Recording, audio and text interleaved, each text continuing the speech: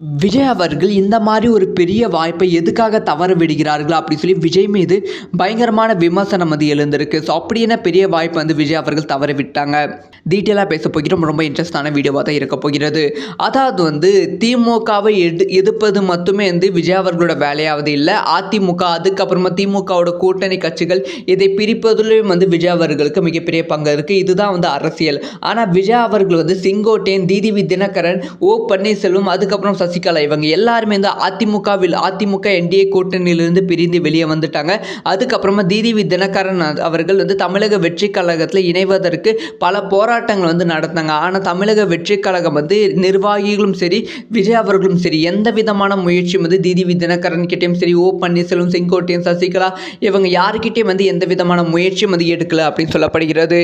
இதை பார்த்த பல விமர்சகர்கள் வந்து விஜய் அவர்கள் ஒரு பெரிய வாய்ப்பு வந்து தவற விட்டு கொண்டு இருக்கிறார். ஸோ அவர் நினைத்திருந்தால் செங்கோட்டையன், ஓ பன்னீர்செல்வம், டிடிவி தினகரன், சசிகலா இவங்க எல்லாத்தையுமே தன் பக்கம் இழுத்து இருக்கலாம். ஆனால் எதுக்காக விஜய் அவர்கள் அமைதி காக்குறாங்க அப்படிங்கிற விஷயம் சுத்தமாக தெரியல அப்படின்னு சொல்லி விஜய் அவர்கள் மீது வந்து விமர்சகர்கள் பயங்கரமான விமர்சனம் வந்து வச்சிருக்காங்க.